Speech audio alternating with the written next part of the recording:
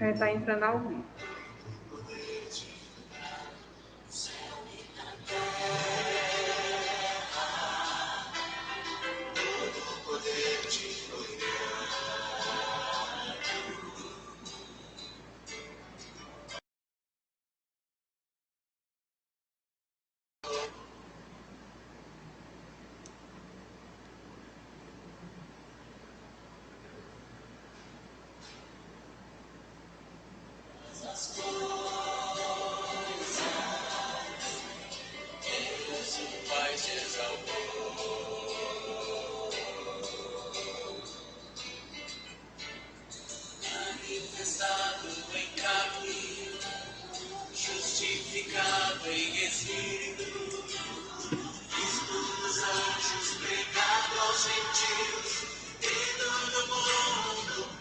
Os irmãos estão nos ouvindo. Nós gostaríamos que os irmãos estivessem dizendo aí se estão ouvindo bem.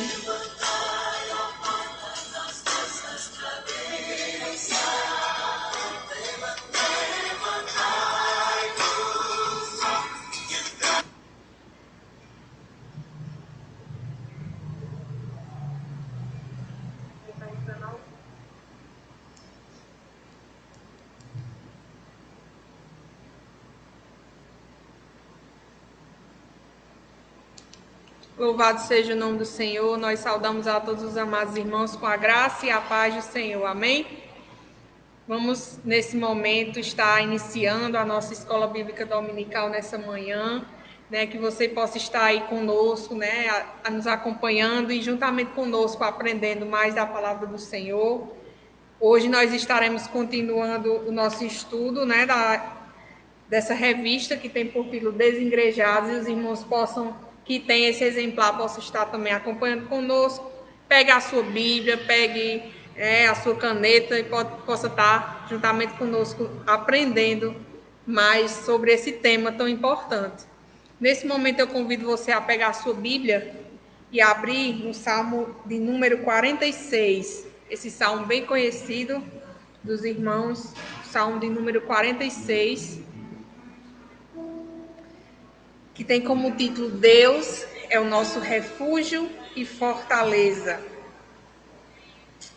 Deus é o nosso refúgio e fortaleza, socorro bem presente nas tribulações, portanto, não temeremos, ainda que a terra se transtorne e os montes se abalem no seio dos mares, ainda que as águas tumultuem e espumejem, e na sua fúria os montes se estremeçam. Há um rio cujas correntes alegram a cidade de Deus, o santuário das moradas do Altíssimo. Deus está no meio dela, jamais será abalada. Deus a ajudará desde antemanhã. Bramam nações, reinos se abalam, ele faz ouvir a sua voz e a terra se dissolve. O Senhor dos exércitos está conosco, o Deus de Jacó é o nosso refúgio. Vinde, contemplai as obras do Senhor, que assolações efetuou na terra. Ele põe termo à guerra até os confins do mundo. Quebra o arco e despedaça a lança. Queima os carros no fogo. Aquietai-vos e sabei que eu sou Deus. Sou exaltado entre as nações, sou exaltado na terra. O Senhor dos exércitos está conosco. O Deus de Jacó é o nosso refúgio. Louvado seja o nome do Senhor, irmãos, por essa tamanha certeza, né? E que o nosso Deus, o Senhor dos exércitos, aquele que comanda todo o universo, ele está conosco e ele é o nosso refúgio. Melhor refúgio não existe, irmãos, que está nos braços do Senhor. E nós temos a certeza que jamais seremos abalados, porque o Senhor está conosco. Amém? Vamos louvar o Senhor com o hino dos Salmos e Hinos. Se você tem um exemplar aí dos Salmos e Hinos, pode estar acompanhando conosco o hino de número 302. Deixa o sol em ti nascer. Cante juntamente conosco aí na sua casa. Junte aí todo mundo que está aí na sua sala, no seu quarto, para estarmos louvando ao Senhor com esse hino. Medo tens que o inimigo vá vencer, pouca luz te faz agora estremecer. Abre o coração e deixa Cristo entrar. Deixa o sol em ti raiar. Deixa a luz do céu entrar. Deixa o sol em ti nascer. Abre o coração e deixa Cristo entrar. Deixa o sol em ti nascer. Fraca está a tua fé no Salvador. Deus não ouve as tuas preces com favor. Abre o coração e deixa Cristo entrar. Deixa o sol em ti raiar. Deixa a luz do céu entrar. Deixa o sol em ti nascer. Abre o coração e deixa Cristo entrar. Deixa o sol em ti nascer. Queres ir andando alegre para o céu, ignorando todo o negro e denso véu. Abre o coração e deixa Cristo entrar. Deixa o sol em ti raiar. Deixa a luz do céu entrar. Deixa o sol em ti nascer. Abre o coração e deixa Cristo entrar. Deixa o sol em ti raiar. Amém, irmãos. Feche os seus olhos nesse momento, vamos estar orando ao Senhor. Pai amado que está no céu, louvado e engrandecido seja o teu santo nome, meu Deus. Obrigada, Senhor, por esta rica oportunidade de estarmos na tua casa, Senhor. Obrigada, Senhor, acima de tudo, porque tu nos deste esse presente maravilhoso da salvação em ti, Senhor, essa certeza, esse abrigo, esse refúgio que nós podemos ter em meio à tribulação, Senhor. Se há nesse momento, Senhor, pessoas que estão atribuladas, Senhor, pessoas que estão precisando do teu refúgio, Senhor, que eles possam encontrar em ti, Senhor, o refúgio, a pedra, o escape, Senhor, que é o Senhor, meu Deus. Muito obrigada, Senhor, por tudo que o Senhor já tem feito, Senhor, em nosso meio. Obrigada, Senhor, porque se estamos vivos, se estamos respirando, se temos o pão cotidiano, se temos o vestir, se temos a tua presença, Senhor, isso é presente teu, Senhor, isso é as tuas misericórdias sobre as nossas vidas, Pai. Muito obrigada por tudo, sei com tudo que será feito aqui, Senhor. Todas as partes, Senhor, que compõem este culto, Senhor. Ser com cada um que está assistindo essa live nessa manhã, Pai. E no horário que for que ele esteja assistindo, possa ser abençoado por Ti, Senhor. Com tudo que será feito aqui. Nós te pedimos em nome de Jesus. Amém. Nesse momento, o pastor Edinaldo vai estar louvando ao Senhor com alguns hinos. E os irmãos podem estar juntamente conosco louvando aí nas suas casas.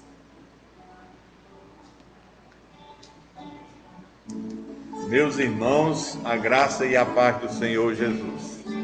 Como nós estamos mantendo o distanciamento aqui, vou retirar a máscara para facilitar a voz, né? Quero então convidá-los, como a Evódia já falou, a louvarmos juntos, aí onde você estiver, né? Fique aí e vamos juntos louvar o nome do Senhor, cantando alguns corinhos, alguns louvores bem animados. Reunidos aqui, só para louvar ao Senhor, novamente aqui, em união, algo bom vai acontecer, algo bom Deus tem para nós, reunidos aqui, só pra louvar ao Senhor. Outra vez, unidos aqui, só pra louvar ao Senhor. Novamente aqui, em união, algo bom vai acontecer, algo bom Deus tem pra nós, reunidos aqui. Pra quê? Para o Senhor, e seja onde for, eu louvo, cada vez mais eu louvo, pois o seu amor rodeia-me como o mar. Eu louvo o nome de Jesus, sim, o nome de Jesus, pois no nome de Jesus liberto eu sou. O culto hoje vai ser maravilhoso, porque Jesus vai derramar o seu poder. O culto hoje vai ser maravilhoso, porque Jesus vai derramar o seu poder. Derrama, Senhor, derrama, Senhor, derrama sobre nós o seu poder. Derrama, Senhor, derrama, Senhor, derrama sobre nós o seu poder. Nós hoje vamos sair daqui alegres, porque Jesus vai derramar o seu poder. Nós hoje vamos sair daqui alegres, porque Jesus vai derramar o seu poder. Derrama, Senhor, derrama, Senhor, derrama sobre nós o seu poder. Derrama, Senhor, derrama, Senhor, derrama sobre nós o seu poder. Alguém me perguntou se Cristo vai voltar. A resposta foi aquela que na Bíblia escrita está. Alguém me perguntou se Cristo vai voltar. A resposta foi aquela que na Bíblia escrita está. Ele vai voltar. Ele vai voltar. Ele vai voltar e sua igreja vai levar. O céu é de Jesus, a terra é de Jesus, o mar é de Jesus, o sol é de Jesus, a fé é de Jesus e o amor é de Jesus. E depois de tudo isso eu também sou de Jesus. Ele vai voltar, ele vai voltar, ele vai voltar e sua igreja vai levar. Amém. Glória a Deus. Esses corinhos conhecidos é bom, né? Todo mundo canta, todo mundo louva ao Senhor, não é, irmãos? Vamos continuar adorando a Deus. Vamos dizer que não há Deus maior, não há Deus melhor, não há Deus tão grande como nosso Deus. Não há Deus maior, não há Deus, não há Deus tão grande, não há Deus tão grande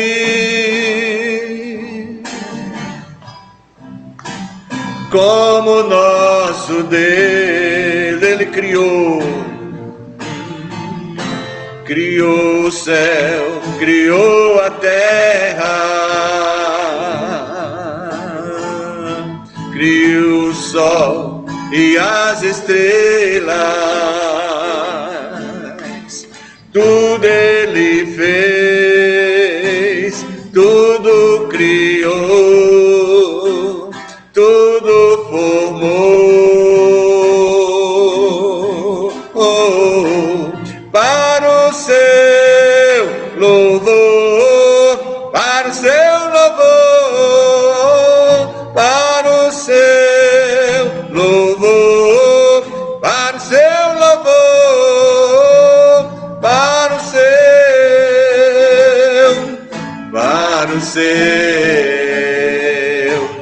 para o seu louvor.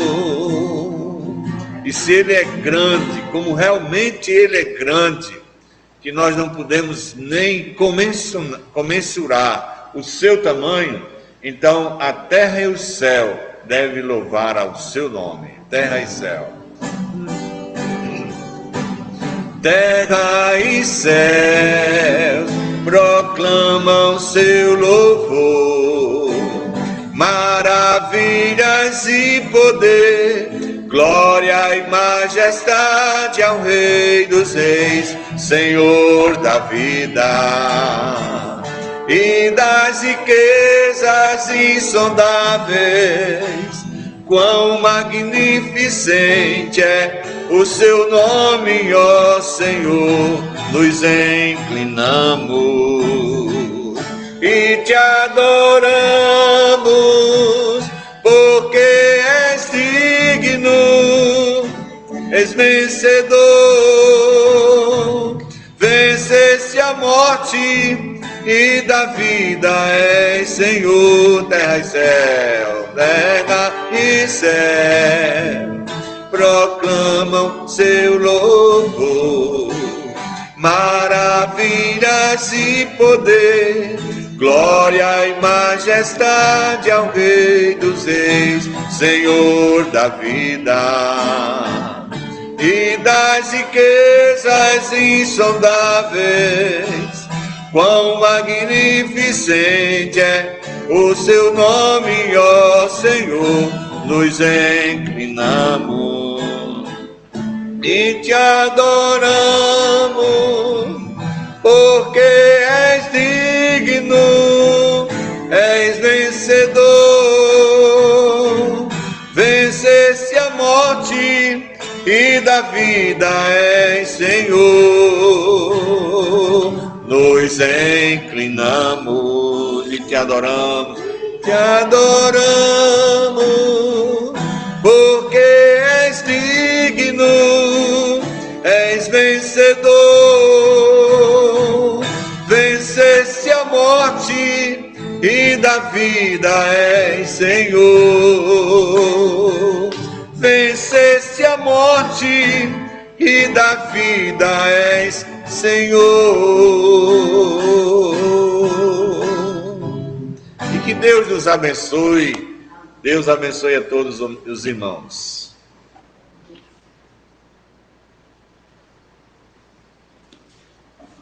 Amém, irmãos. Louvado seja o nome do Senhor, porque Ele reina, porque a sua glória está sobre as nossas vidas, né? Está sobre nós também, nos alcança.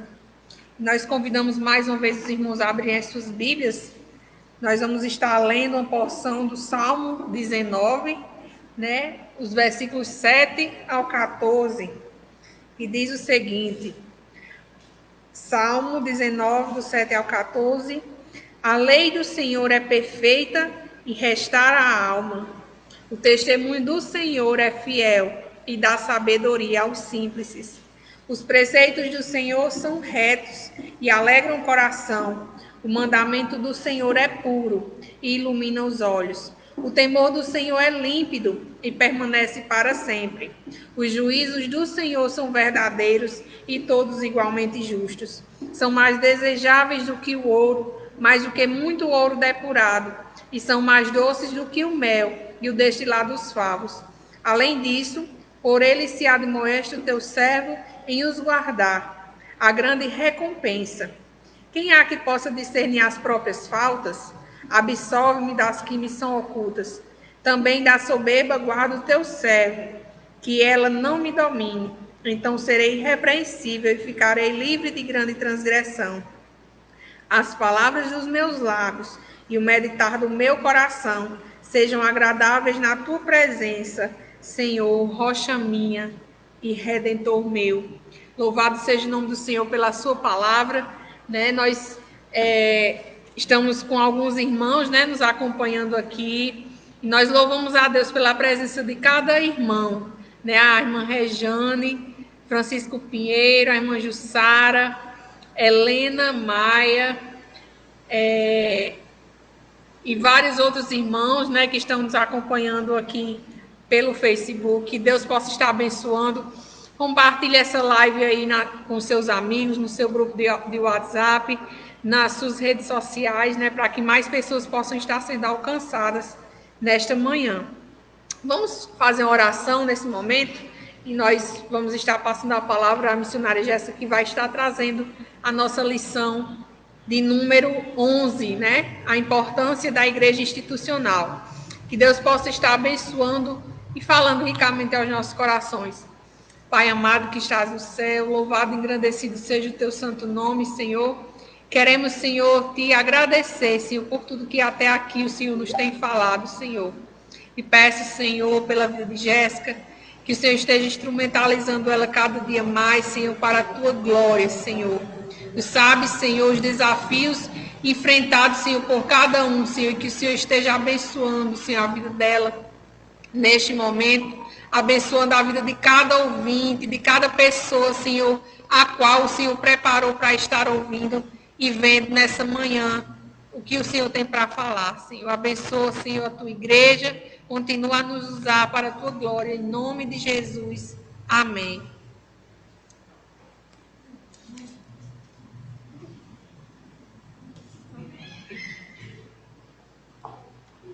Amém. Graça e paz a todos que nos acompanham nesse momento. Louvado seja Deus pela oportunidade. É sempre uma responsabilidade grande, né? O coração acelera, a gente fica nervoso, mas entendemos que é um privilégio poder dividir e compartilhar a palavra do Senhor, que você também se sinta privilegiado em ouvir essa palavra, em compreender essa palavra, em ter o privilégio verdadeiro de poder, no meio de qualquer pessoa, com toda liberdade, adorar esse Deus. Então, tome isso nessa manhã como um privilégio, não como obrigação, né? Não como obrigação porque você é membro da igreja, mas como um privilégio porque você é filho do Deus Todo-Poderoso, que cantamos aqui nessa manhã, que Ele é digno de louvor e de adoração, e toda a terra adora Ele. Eu quero convidar você a abrir a sua Bíblia, creio que você já está aí com a sua Bíblia pertinho de você. Na Epístola de Judas, os versos 3, só o verso 3 na realidade. A gente vai começar fazendo essa leitura, para que a gente também consiga entender qual o motivo de estarmos tendo essas lições, qual o motivo de estarmos nos empenhando como professores, a liderança da igreja, em falar a respeito desses assuntos para a igreja. Não é com certeza um motivo para gerar orgulho, como o presbítero Nelson disse, certa lição que ele ministrou, não é para gerar orgulho, ou para nos mostrar o quão certo estamos, não é sobre isso, mas sobre instruir a igreja a falar, a defender a sua fé. Volte seus olhos para a palavra aí comigo e diz o seguinte: amados, quando empregava toda diligência em escrever-vos acerca da nossa comum salvação, foi que me senti obrigado a responder convosco, exortando-vos a batalhardes diligentemente pela fé que uma vez por toda foi entregue aos santos. Esse texto, ele é escrito não sem propósito, obviamente, assim como toda a palavra do Senhor, ele tem um propósito. E aqui estava instruindo a igreja acerca dos falsos ensinamentos, dos falsos mestres. E não podemos negar que dentro de toda instituição, seja ela social, seja a igreja realmente, seja no trabalho, existem pessoas que querem deturpar a verdade, que estão ali, mas na realidade não fazem parte. E a carta é escrita para instruir a igreja e incentivar a igreja a defender a sua fé. Quando ministramos as lições aqui, não temos um propósito diferente. A igreja precisa entender qual é o seu papel, precisa entender qual é a sua relevância, a sua importância dentro de todo o contexto e defender a sua fé. Quando estava estudando essa lição, lembrando de alguns exemplos para facilitar então o nosso entendimento. Um advogado, quando ele vai defender uma causa, ele não entra no tribunal sem conhecer a causa. Muito difícil, talvez possa ter acontecido alguma vez, como eu não sou perita no assunto, eu não posso dizer com precisão, mas é incomum o advogado entrar para defender algo que ele não conhece. É incomum o exército entrar em guerra sem conhecer todo o contexto. Como igreja do Senhor, somos chamados para defender e batalhar pela nossa fé. E é impossível batalhar aquilo que não conhecemos. Então, quando somos chamados para defender o que acreditamos, precisamos conhecer. E esse é o nosso objetivo. Estaremos, então, estudando a lição 11, a importância da igreja institucional. A gente já vem aí de uma série de estudos falando a respeito da importância da igreja, o movimento dos desigrejados, que isso não é uma coisa nova. A gente já tem há muito tempo, né? Ele vai simplesmente revestindo com uma nova roupagem, mas é um movimento que já está aí caminhando há alguns anos. E hoje a gente vai falar acerca da importância dessa igreja. A nossa lição ela tem como objetivo reconhecer o legado e as contribuições da igreja, as contribuições teológicas, através da igreja institucional. E, na medida que a gente for falando, você vai conseguir entender melhor. Se você tiver aí a sua revistinha, você pode nos acompanhar. E aí a gente começa falando a respeito de que é inegável que a igreja, ela deixa um legado, ela tem deixado um legado. Não estamos isentando de erro, como já foi ministrado em lições anteriores, nem a igreja primitiva, que nós olhamos para ela e vemos de uma forma super... a igreja primitiva era perfeita. Até quando nós olhamos para dentro da igreja primitiva, vemos que aconteciam alguns erros, e esses erros não estavam em si no fato de ser igreja, ou no fato de se estabelecer uma igreja. Os erros aconteciam porque, pela misericórdia do Senhor, Ele não chamou anjos para fazer parte dessa instituição. Ele chamou pessoas. E pessoas, assim como você e como eu, somos falhos. Então, dentro da igreja, à medida em que as pessoas vão chegando, as coisas também vão acontecendo com a humanidade dessas pessoas. O Senhor trabalha com essas pessoas. Então, a igreja primitiva não era perfeita, tinha os seus erros, mas ela deixou o seu legado. A igreja institucional, hoje, o que nós chamamos de igreja, templo, com organização, com pastor, presbítero, diáconos, com toda a liderança, apesar das suas dificuldades, porque temos dificuldades enquanto estivermos aqui na Terra, mas ela tem deixado o seu legado, né? Obviamente, quando a gente olha na história da igreja, especialmente ali que é o que a maioria das pessoas conhecem, que é o momento em que a igreja se une com o Estado, a gente vê que a igreja passa por uma dificuldade. E à medida em que ela se unia com o Estado, também havia um esfriamento e um afastamento da fé verdadeira. E isso é, infelizmente, uma mazela na história, mas não é só isso que define a igreja. A gente vai olhar dentro dessa história. E na presente lição, aprenderemos a importância da igreja como instituição, tão criticada pelos desigrejados, né, por alguns pagãos, por alguns ateus. Você que estiver ouvindo e não fizer parte dessa igreja, não se sinta ofendido, mas se sinta constrangido pela palavra, porque a palavra é verdadeira, é irrefutável, e nós não voltaremos atrás naquilo que o Senhor nos diz que é verdadeiro. E aí a gente vai vendo esse legado, e se a gente for olhar na história social, a igreja tem um legado, ela deixou um legado. Ali no momento apostólico, no Novo Testamento, a gente vai ver a preocupação dos apóstolos com as viúvas, com os órfãos, que dentro do contexto histórico-cultural daquela época, eram pessoas que ficavam ali no canto da sociedade. Se você não tinha um marido, se você não tinha alguém para falar, um filho, então você era tida como alguém de lado na sociedade. A igreja tinha uma preocupação com essas pessoas. Nós vemos os pais da igreja no período pós-apostólico, ali século I, século II, até o século VI, mais ou menos, nós vemos que essa preocupação perpetua. Os pais da igreja estavam preocupados em ajudar, em ensinar a igreja a ajudar o próximo. Nós vemos construção de hospitais, e até hoje nós temos.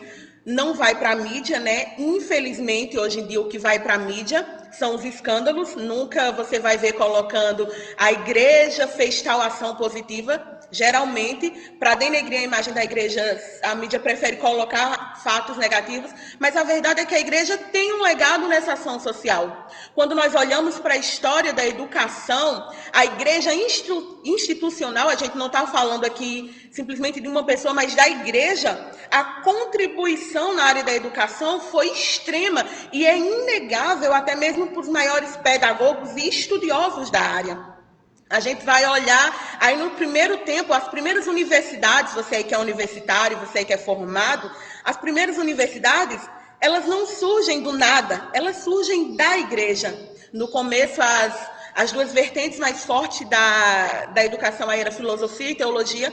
Então, a universidade começa com a igreja. A gente vai olhar, então, Lutero, já mais para frente, lutando por uma pedagogia de ensino. E esse legado é o que nós temos até hoje. O que nós chamamos de pedagogia revolucionária já era defendido por Lutero, que ele diz o seguinte, que para que uma sociedade conseguir ser mudada, para a configuração da sociedade conseguir ser mudada para melhor, é necessário formar pessoas capazes de pensar e de transformar esse mundo. E aí ele começa a defender a educação não só para quem tem dinheiro, mas a educação para um todo. Então, no decorrer da história, a contribuição da igreja institucional é inegável. Nós temos sim erros, mas não são apenas erros que são a nossa história. Nós temos um legado bem maior. E não vamos nos ater a esses legados, né, sociais e educacionais, estaremos nos atendo aos legados teológicos, como você vai ver aí no finalzinho do 2º parágrafo da introdução da revista. Por questão de espaço, nós estaremos nos atendo ao legado teológico da igreja, e este pode ser verificado a partir de 3 pontos, que é o que nós estaremos estudando na lição de hoje, né? Nós estaremos vendo, na realidade, os 2 primeiros pontos, que vai ser a igreja institucional e o credo apostólico, primeiro ponto. O segundo ponto, igreja institucional e os concílios ecumênicos. E o terceiro ponto, nós não estaremos vendo hoje, estaremos vendo no próximo domingo, se assim o Senhor nos permitir, igreja institucional e a oficialização do cânon do Novo Testamento, que aí a gente vai falar mais no próximo domingo, né? Então, vamos lá para o nosso primeiro ponto, a igreja institucional e o credo apostólico. O credo hoje é muito conhecido, bastante conhecido. Se você é cristão e tem algum receio do credo, não fique, né? O credo inicial, ele tem um caráter de resumo teológico e doutrinário da igreja. O que acontece é que quando os apóstolos já não estavam aí por volta do século II, já tinha passado essa era apostólica, muitas heresias e muitos erros de interpretação começaram a circular no meio da sociedade. Começaram, então, a haver interpretações do que os apóstolos tinham dito, interpretações das verdades que haviam sido ensinadas e interpretações erradas. Erradas, quando eu falo, não é no sentido de estar discordando de ponto de vista, errada no sentido de que elas destoavam da visão geral bíblica. Quando nós falamos acerca de qualquer assunto bíblico, nós não podemos nos resumir a um texto, a um verso. Se nós nos resumirmos a isso, corremos um grave risco de entrar em divergência com a palavra toda. Nós precisamos olhar no todo. Então, o que acontecia nesse 2º século aí é que algumas pessoas tomavam apenas um pedacinho do texto para criar a sua própria interpretação. E o credo apostólico, apesar dele ter levado muitos anos para tomar a fórmula, ele tem aí o seu início nesse século II. A fórmula mundial, parágrafo 2 da lição, página 53, se você estiver nos acompanhando. A fórmula mundialmente conhecida do credo apostólico, embora concluída provavelmente só por volta do sexto século, né, ela tem a sua base no século II, sendo conhecida pelos pais da igreja. Pais da igreja, aí, para você que não tem familiaridade com esse termo, se refere ao período pós-apostólico, que são aqueles que receberam os ensinos dos apóstolos. E aí ele vai trazer o exemplo de Tertuliano e Irineu, que são pais da igreja bastante conhecidos e estudados na história. E o credo, ele funcionava como uma forma ou um sinal de teste de filiação da igreja. Era uma fórmula batismal, um teste para saber se você realmente cria naquilo que a igreja defendia, tendo em vista que haviam diversos ensinamentos, diversas correntes filosóficas, diversas correntes teológicas circulando ali.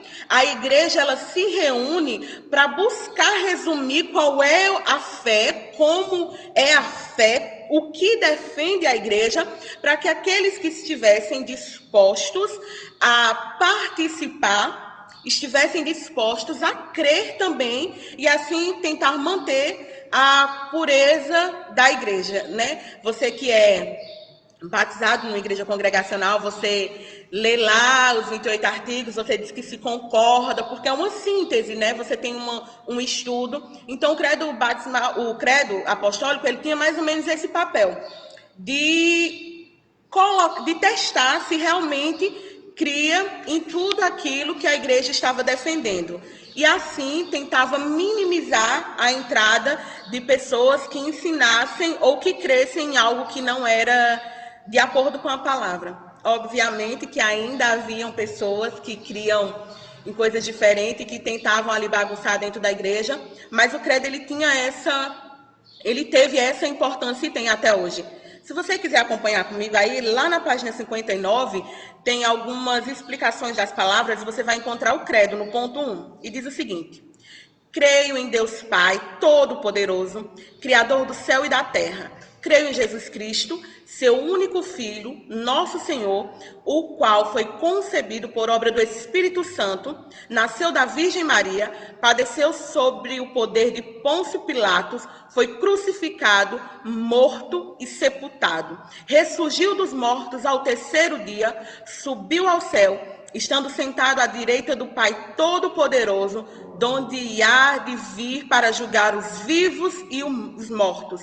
Creio no Espírito Santo, na Santa Igreja Universal, na comunhão dos santos, na remissão dos pecados, na ressurreição do corpo, na vida eterna. Amém. Se você acompanhou aí, o historiador Kennedy Stott, ele vai trazer um resumo e ele, segundo ele, o credo, obviamente que ele funciona como essa síntese doutrinária, mas ele inicialmente surge para combater algumas heresias que ocorriam, e entre elas a mais forte era a heresia de Marcião. Aí na sua revista tem a palavrinha marcionitas.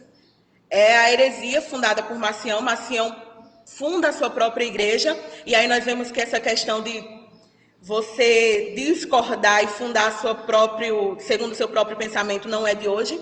E Marcião, ele tinha uma crença muito errônea. Primeiro, ele cria que o mundo não havia sido criado por um Deus supremo, ele cria aí em dois deuses: o Deus todo amoroso, que está acima de todas as coisas, e o Deus que era um Deus maldoso, um Deus invejoso, que foi o Deus que criou a matéria, o Deus que criou o ser humano. Então ele cria que o mundo era dividido em espírito bom e matéria sendo mal. Ele cria que havia um Deus bom e havia então um Deus de menor poder que era mal. Dentro de toda essa teologia de Marcião, ele também cria que era impossível que o Senhor Jesus tivesse nascido de uma mulher. Porque se ele tivesse nascido de uma mulher, segundo Marcião, o que é que aconteceria? Ele não seria Deus. Porque não fazia sentido na cabeça dele alguém que é Deus se tornar matéria. Diante do pensamento dele, a igreja surge. A igreja, não estou falando aqui de uma pessoa, a igreja como instituição, ela surge e começa a organizar o credo e dizer o seguinte: olha, nós não cremos dessa forma. E para defender, ele deixava claro ao candidato do batismo aí que não era adepto das crenças de Marcião. Para começar, a afirmação da abertura aí, creio em Deus Pai Todo-Poderoso, ela elimina o pensamento não só de Marcião, mas dos gnósticos e de outra série de heresias que havia naquela época, elimina o pensamento de que há dois deuses. O credo começa dizendo: olha, eu creio em Deus Pai Todo-Poderoso. Não há uma diversidade de deuses, há um Deus Todo-Poderoso. Não é que haja um Deus bom e um Deus mau. Há um Deus Todo-Poderoso. Então o credo começa dizendo o seguinte: olha, a igreja, nós, a instituição igreja, entendemos que há um só Deus. Há um Deus que é todo-poderoso, que ele controla todas as coisas e que não há uma divisão do universo. E ele continua: e em Jesus Cristo, seu Filho, que nasceu da Virgem Maria, foi crucificado sobre o poder de Pôncio Pilatos, para combater a ideia de que Jesus Cristo já tinha aparecido como espírito aos 30 anos. Era isso que acreditava Marcião. que Jesus Cristo veio já com 30 anos, só como espírito, né? Na realidade, ele não sofreu todas aquelas coisas. E o credo vai então colocando, olha, nós cremos que ele nasceu de uma virgem, nós cremos que ele nasceu, que ele veio, que ele morreu, que ele ressurgiu, que ele vai julgar e que haverá ressurreição dos mortos. Era uma organização para defender a fé da igreja, aquilo que nós lemos na Epístola de Judas, aquilo que nós somos ensinados a fazer por meio da palavra, defender a fé.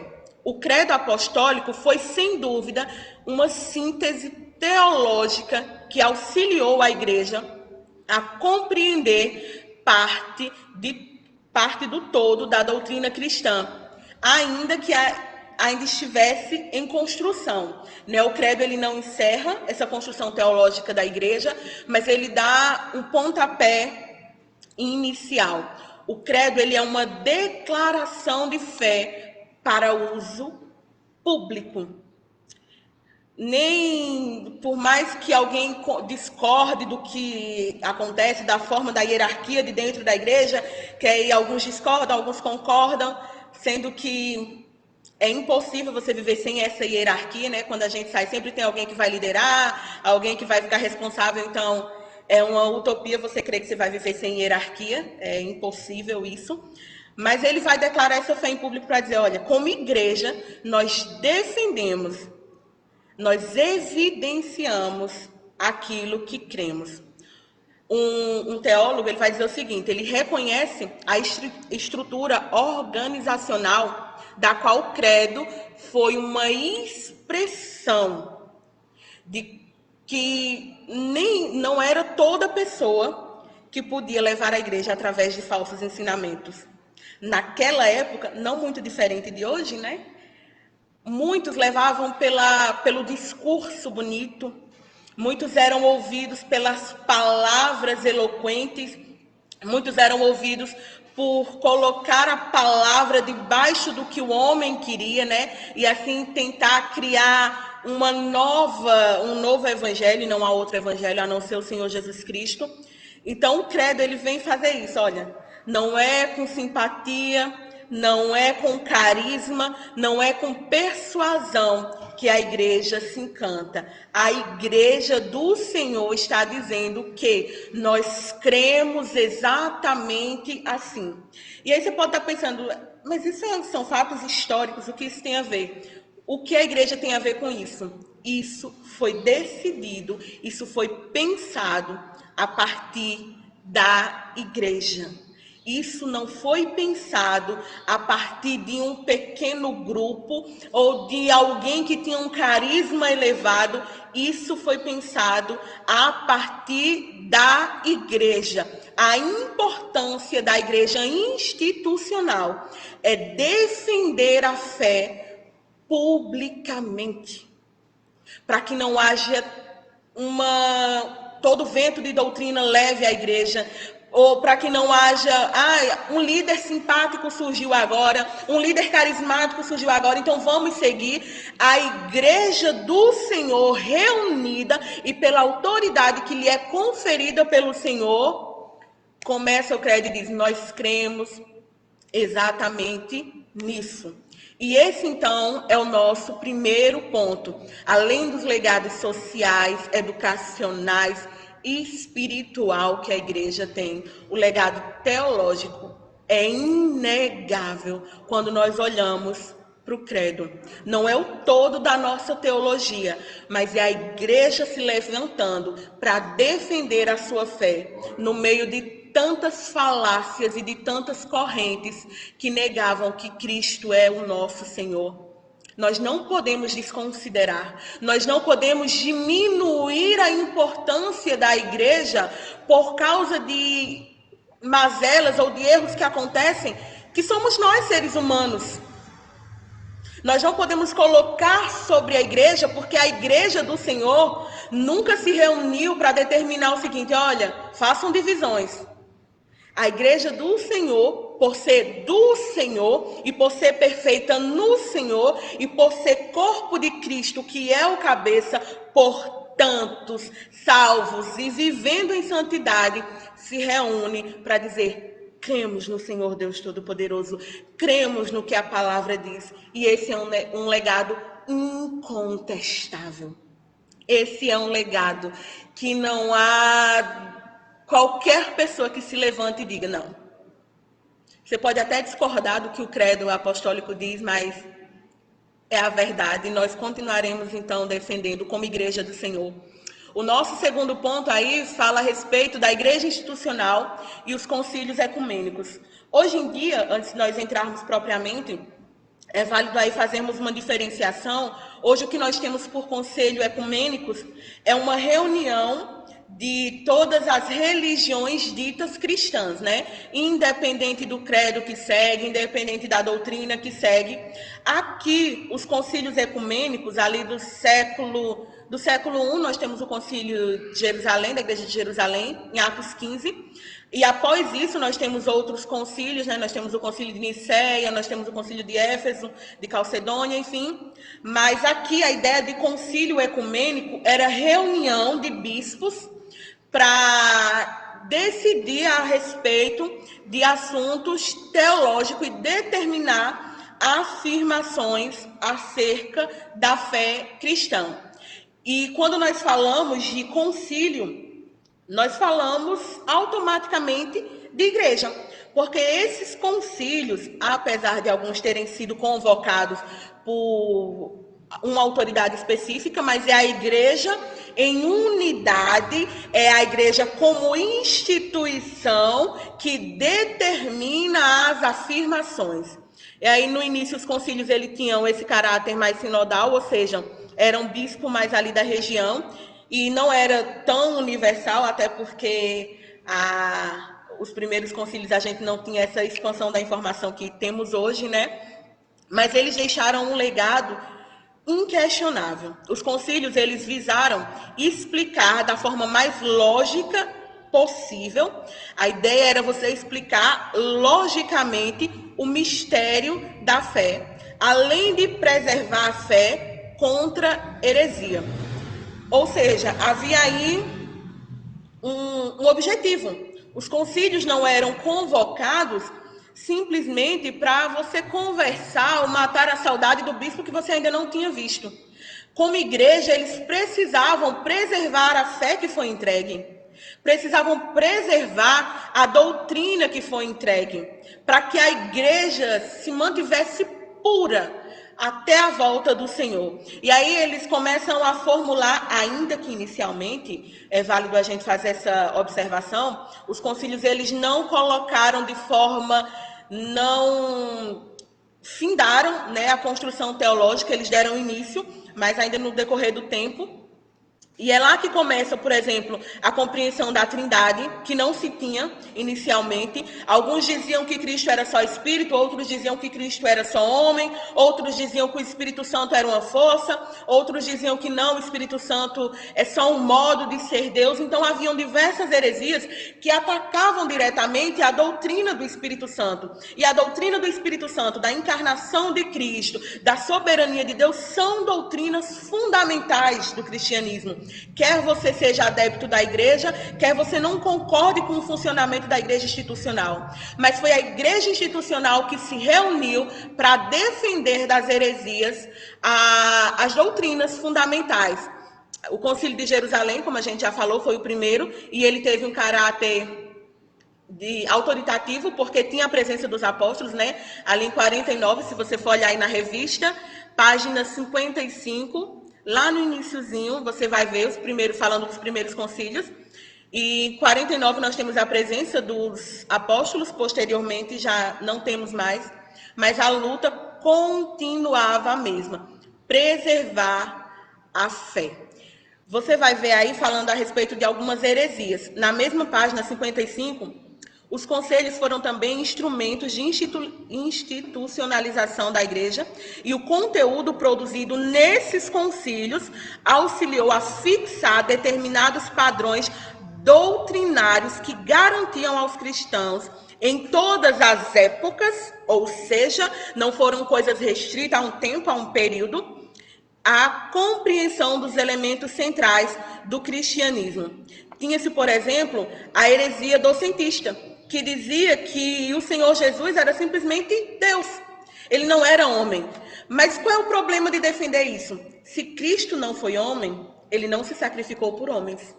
E aí a minha e a sua salvação estariam em jogo, mas não está porque Cristo foi 100% homem, 100% Deus, porque ele é perfeito em agir no sobrenatural. O docentismo defendia isso e a igreja vem dizendo, olha, não, Cristo é 100% homem e 100% Deus. Não da forma que temos hoje com todos os nomes teológicos difíceis, né, de se dizer, mas buscando defender. Já o arianismo ia dizer o seguinte, não, Cristo é só homem. Cristo é um exemplo elevado de homem, algumas pessoas defendem isso hoje, né? Mas a heresia aí já vinha de Ariano, então já vale para a igreja de hoje. Ariano dizia, não, a igreja, ou o Senhor Jesus Cristo é só homem. Deus, ele não é. E a igreja vem dizendo, ele também é Deus. Outros diziam, ele tem uma forma de Jesus de vez em quando, outra de Deus, outra de Espírito. E a igreja dizendo, ele é pessoa da Trindade. Nos concílios, os concílios, na realidade, são a vitória sobre as controvérsias que haviam naquela época. A igreja reunida para falar acerca da verdade sobre Cristo. A importância histórica e teológica dos concílios pode ser avaliada nas palavras de Roger, dizendo o seguinte, tem aí uma citação grande dele, mas eu queria que você estivesse atento ao finalzinho dessa citação. Os primeiros concílios, e especialmente o Credo de Nicéia, receberam das Escrituras sua autoridade, porque não eram ideias, não eram simplesmente movimentos, mas era uma busca por defender a autoridade da Escritura, a autoridade aí do que o Senhor havia ensinado no Antigo Testamento e a autoridade das palavras dos apóstolos e dos escritos que haviam do primeiro século. Usando outra analogia, eles são como a luz da lua que reflete a do sol, mas não deixa de ter sua utilidade na noite escura da ignorância e do erro. Eu achei linda essa comparação que ele faz, porque a lua, ela reflete o sol, né? Ela não tem não é que ela se acenda de noite como a gente faz com uma lâmpada, ela reflete o sol. E é exatamente isso que os concílios tentaram. Eles tentaram fazer com que fosse refletido aquilo que o Senhor tinha ensinado à sua igreja, aquilo que o Senhor tinha como verdade para a sua igreja. A autoridade suprema inegável é a palavra do Senhor. Então, ainda que dentro de um concílio, por erro humano, por equívoco humano, haja doutrinas que foram questionáveis, ou afirmações que foram questionáveis, a autoridade suprema não é a palavra de alguém, mas é a palavra do Senhor. E aí nós fazemos uma observação a quem diga que existem palavras em pé de igualdade e de autoridade com a Bíblia Sagrada. Isso é mentira do diabo. Apenas as Escrituras são inerrantes. Então, conserve aí no seu coração essa verdade. Os concílios tinham esse objetivo de refletir a verdade que a igreja cria. As decisões teológicas do concílio foram tão importantes e são importantes para a fé cristã, que mesmo o movimento dos desigrejados ou o movimento dos pagãos não tem nada a dizer acerca desses concílios. Eles podem não gostar do que acontece, podem não gostar da ideia de dízimo, podem não gostar da ideia de oferta, podem não gostar da ideia de ter uma liderança, mas quanto ao concílio, quanto ao credo, eles não têm o que afirmar, porque foi a igreja reunida como instituição que lutou para defender a fé. E esses são os nossos dois primeiros pontos da lição de hoje, da lição 11. A importância do legado teológico da igreja. O credo apostólico e os concílios.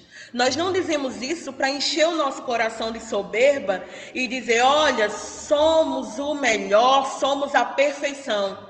Mas nós dizemos isso com a humildade para dizer, entendemos que somos corpo de Cristo e não retrocederemos como igreja instituída pelo Senhor. Cremos que as portas do inferno não prevalecem contra a igreja, porque o Senhor é quem deu início a ela, e nós continuaremos, ainda que na luta, errando, aprendendo, pedindo perdão, voltando, mas continuaremos buscando como corpo, como instituição, deixar o legado daquilo que o Senhor nos entregou: a fé, a doutrina, o amor, a perseverança, a santidade. Gaste tempo estudando a nossa história. A história da igreja não é sobre a igreja, é sobre mim e você que fazemos parte. Gaste tempo para que você, assim como nós lemos nessa manhã, possa defender diligentemente a fé que lhe foi entregue. A igreja tem importância não apenas emocional. Nessa época de pandemia, nós temos visto que apesar de estarmos fechadas agora, as portas fechadas, mas como templo, né, não como igreja continuamos no caminho ali na luta, mas a igreja tem sido um auxílio, um refúgio emocional muito forte, um refúgio espiritual. Mas nós somos também uma instituição, segundo o coração de Deus. Somos também uma instituição que deixa um legado social, educacional e teológico. Então, continue, você que tem aí, mas às vezes eu acho que a igreja não é perfeita. Ela não é. Se você que não é perfeito faz parte da igreja, não tem como ela ser perfeita. Né? Eu que não sou perfeita faço parte da igreja, não tem como ela ser perfeita no sentido de não haver nada que lhe fira. Mas ela é uma igreja do Senhor e vai continuar lutando para ser santa até a volta de Cristo. Aí lá no céu, a gente sim vai conseguir ser perfeita. Então, que Deus em Cristo nos abençoe. Se você tiver alguma dúvida desse estudo, se você ficou aí com alguma, olha, missionária Jéssica, eu não entendi isso, eu fiquei com um pé atrás com isso, você pode tanto colocar nos comentários da live, fique à vontade para colocar, ou mandar no grupo da igreja. A nossa intenção não é que você participe mais de um culto, é que você conheça a fé que você professa. Amém? Que Deus em Cristo nos abençoe e continue nos abençoando.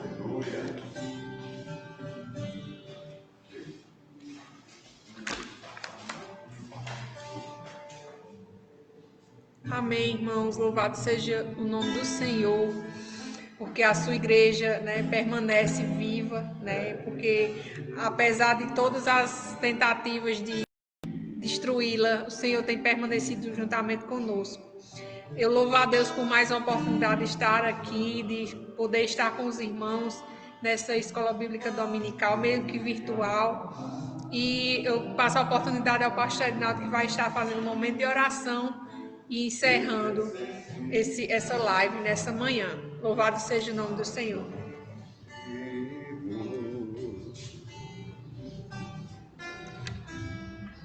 Nas minhas fraquezas, não sei como devo pedir, Espírito Santo, vem interceder por mim.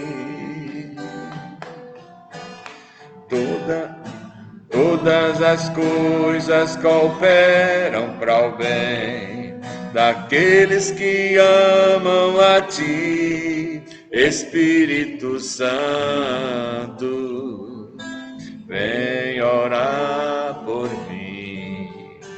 Estou clamando, estou pedindo, só Deus sabe a dor que estou sentindo.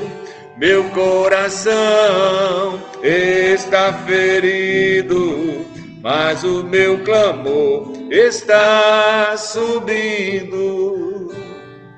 Meu irmão, minha irmã, você, amigo, que nos acompanha através desta live, eu senti no coração o desejo de mais uma vez orar. A gente tem feito isso constantemente, mas através dessa live, você que está nos acompanhando, você que entrou aí, talvez você ache que por acaso, mas não foi, né? Nós queremos convidá-los a se juntar a nós. Você não pode pegar na mão de alguém, você não pode abraçar alguém, mas você pode colocar a mão no seu coração, você pode fechar os seus olhos, você pode colocar as suas mãos espalmadas em atitude de contrição diante do nosso Deus. Quero convidar a você, enquanto o irmão Natan sola aí esse hino, muito bonito, eu quero convidar você para a gente orar ao Senhor.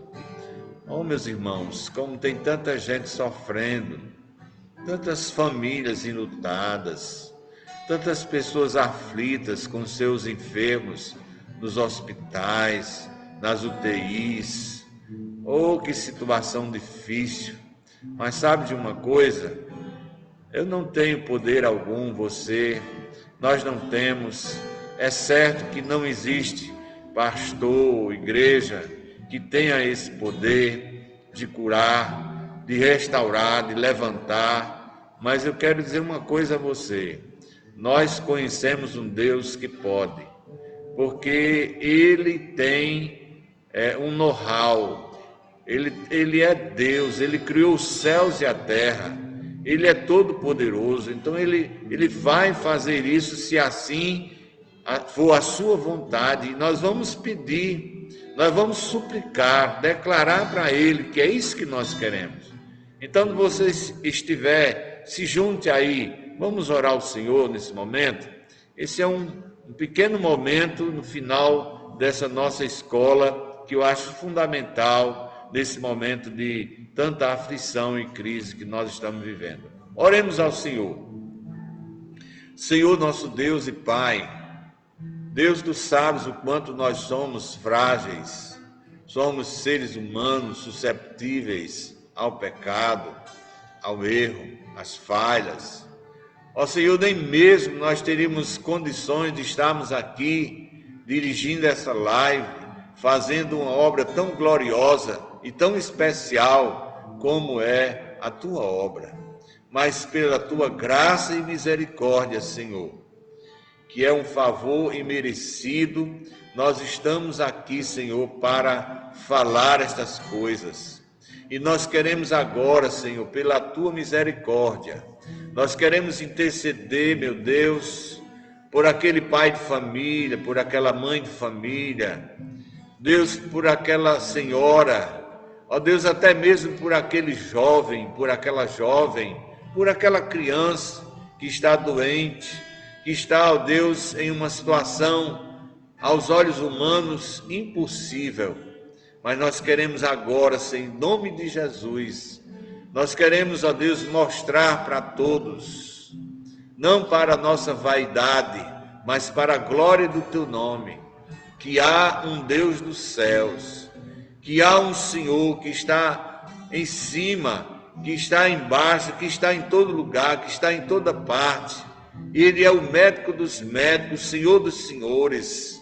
Deus, em nome de Jesus, age agora. Entra, Senhor, com poder e graça sobre estas vidas agora. Em nome de Jesus Cristo, Pai. Em nome do Senhor Jesus, teu Filho, aquele que morreu naquela cruz, que derramou seu sangue para nos remir e salvar, aquele que pode todas as coisas. Cura, Senhor, restaura, meu Deus, levanta, meu Pai. Ó Deus, nós pedimos que essa pandemia passe o mais rapidamente possível, em nome do Senhor Jesus, e que assim a igreja do Senhor possa voltar a te cultuar, ó Deus, normalmente, presencialmente, ó Deus, fazer a tua obra. Meu Deus, eu te peço, Senhor, por cada vida que está nos ouvindo, que está participando agora desse momento especial de oração dentro da nossa escola bíblica dominical. Muito obrigado pelo irmão presbítero Natanael, pela missionária Jéssica Mota, por Evódia, por minha vida, pela vida de cada irmão. Muito obrigado, Senhor, e atende a nossa oração que nós fazemos em nome do Pai, do Filho e do Espírito Santo. Eu te oro, Senhor, assim te agradeço. Amém. Meus amados irmãos, nós ainda queremos dizer rapidamente que estaremos de volta logo mais às 19h para mais uma live que terá como dirigente Mike Alves e pregador presbítero Adomã José. Eu quero convidar você, né? Estou dando uma incentivada aí, pessoal da igreja. É muito fácil, né? Se você tem o telefone, né? Você com o WhatsApp, você entra no grupo da igreja, lá você vai ver um linkzinho, né? Umas letrinhas azuis, eu estou dizendo mesmo na linguagem bem fácil, né? Aquelas letrinhas azuis no grupo da igreja, a gente solta esse link na hora que vai começar. Então você clica em cima, aí abre aqui essa página do Facebook e você participa, né? Você coloca lá um comentário, né? Estou assistindo, né? Estou participando, e para que a gente tenha um envolvimento maior, né? Nós tivemos hoje de 15 a 25, né, pessoas participando, mas nós sabemos que há muito mais pessoas e os irmãos talvez estejam distraídos com alguma coisa, né? Então convido você para a noite, você fazer esse propósito com Deus. Vamos todos abrir, né, o nosso celular e vamos realmente buscar ao Senhor. Ok, gente? Agradeço a oportunidade em nome de Jesus e agora pela manhã é só, né? Nós encerramos e à noite nós estaremos de volta. A todos o nosso muito obrigado e a você que está aí também, nossa gratidão em nome de Jesus.